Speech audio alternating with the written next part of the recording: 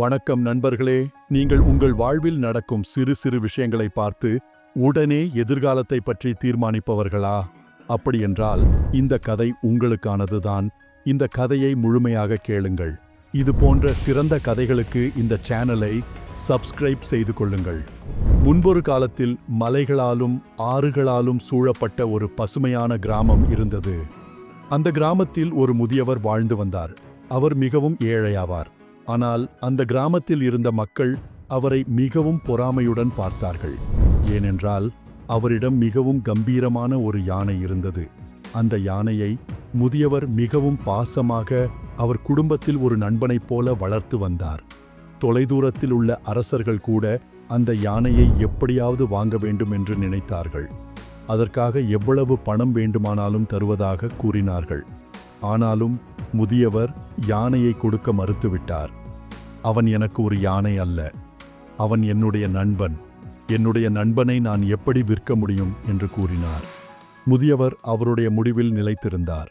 அவர் அந்த யானையை ஒருபோதும் விற்கவில்லை. திடீரென்று ஒரு நாள் காலை எழுந்து பார்த்தபோது அந்த யானை அவருடைய வீட்டிலிருந்து காணாமல் போயிருந்தது. இதை பார்த்த கிராமத்து மக்கள் அனைவரும் அந்த முதியவரை குறை கூறினார்கள். அந்த முதியவரை எல்லோரும் ஒரு துர்பாக்கியசாலியாக பார்த்தார்கள். பார்த்தீர்களா, நாங்கள் நினைத்தது போலவே நடந்துவிட்டது. ஒரு நாளாவது இப்படி நடக்கும் என்றுதான் நாங்களும் எதிர்பார்த்திருந்தோம். அந்த யானையை நீங்கள் விற்றிருக்கலாம், இப்போது காணாமலே போய்விட்டது. இது ஒரு பெரிய துயரம் என்று அனைவரும் பரிதாபப்பட்டார்கள். அதற்கு அந்த முதியவர், நீங்கள் எல்லோரும் உங்களது கருத்துக்களை சொல்கிறீர்கள், ஆனால் இது ஒரு முடிவு அல்ல என்று கூறினார். யானை இப்போது காணாமல் போய்விட்டது, அது உண்மைதான். ஆனால் அது திருடப்பட்டதா அல்லது வேறு எங்கும் சென்றுவிட்டதா என்பது நாம் யாருக்கும் தெரியாது. இது நம் வாழ்வின் ஒரு சிறு பகுதி மட்டும்தான். நாளைக்கு என்ன நடக்கும் என்பது நாம் யாருக்கும் தெரியாது. அப்படி முதியவர் சொல்வதை கேட்டு கிராமத்து மக்கள் அனைவரும் சிரித்தார்கள்.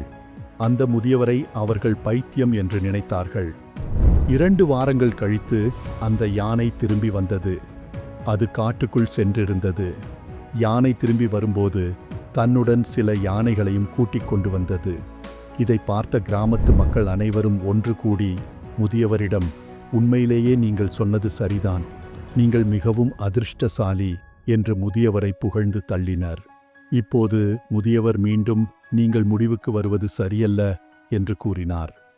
முதியவர் அவர்களை பார்த்து, யானை திரும்பி வந்துவிட்டது, ஆனால் அது நல்லதா கெட்டதா என்று யாருக்குமே தெரியாது.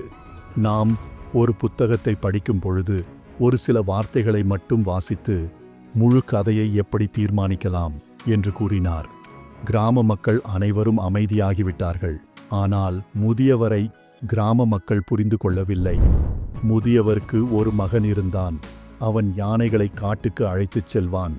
ஒரு நாள் ஒரு யானை மேலிருந்து கீழே விழுந்து அவனுடைய கால் முறிந்துவிட்டது.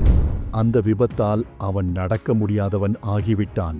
இதை அறிந்த கிராமத்து மக்கள் மீண்டும் ஒன்று கூடி, இது ஒரு சாபம்தான், அந்த யானைகள் மீண்டும் வந்ததால்தான் உங்கள் மகனுக்கு இப்படி ஆகிவிட்டது, நீங்கள் இன்னும் ஏழையாகவே இருக்க வேண்டியதுதான் என்று கூறினார்கள். முதியவர் ஆழமாக மூச்சுவிட்டார். பின்பு அவர்களை பார்த்து, நீங்கள் அனைவரும் வாழ்வில் நடக்கின்ற விஷயங்களை வைத்து தீர்வுக்கு வருகின்ற பழக்கத்தில் சிக்கிக் கொண்டிருக்கிறீர்கள். என்னுடைய மகனால் இப்பொழுது நடக்க முடியாது. ஆனால் இது நன்மையா அல்லது தீமையா என்பது நாம் யாருக்குமே தெரியாது. வாழ்க்கை என்பது ஒரு நீண்ட கதையைப் போல. நாம் இப்போது பார்த்திருப்பது ஒரு சிறிய பகுதியை மட்டும்தான் என்று கூறினார். இது நடந்து சில வாரங்கள் கழித்து நாட்டில் போர் பதற்றம் நிலவியது. கிராமத்தின் எல்லா இளைஞர்களும் இராணுவத்திற்கு அழைக்கப்பட்டார்கள். ஆனால் முதியவரின் மகன் மட்டும் செல்லவில்லை. அவன் கால் முறிந்திருந்த காரணத்தினால் அவனால் போருக்கு செல்ல முடியவில்லை. மீண்டும் கிராமத்து மக்கள் முதியவரிடம் அழுது கொண்டு கூறினார்கள், உண்மையில் நீங்கள் சரியாகத்தான் சொன்னீர்கள், உங்கள் மகன் போருக்கு செல்லவில்லை. ஆனால் எங்களுடைய பிள்ளைகள் எல்லோரும் போருக்கு சென்று விட்டார்கள். அவர்களை மீண்டும் பார்க்க முடியுமா என்பதே எங்களுக்கு தெரியவில்லை என்று அழுது புலம்பினார்கள். இப்போது முதியவர் மீண்டும் மெதுவாக கூறினார், இன்னும் நீங்கள் வாழ்வை தீர்மானிக்கும் பழக்கத்திலிருந்து மீண்டு வரவில்லை. என்னுடைய மகன் போருக்கு செல்லவில்லை.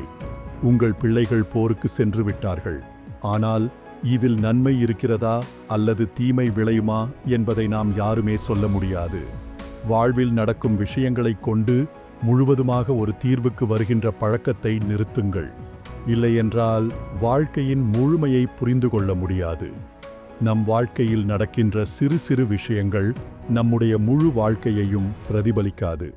நாம் தீர்மானிக்கத் தொடங்கிவிட்டால் நம்முடைய வளர்ச்சியே நின்றுவிடும் என்று கூறினார். நண்பர்களே, நீங்களும் உங்கள் வாழ்வில் நடக்கும் சிறு சிறு விஷயங்களை வைத்து முழு வாழ்க்கையையும் தீர்மானித்து விடாதீர்கள். இந்த கதை பிடித்திருந்தால் ஒரு லைக் செய்யுங்கள்.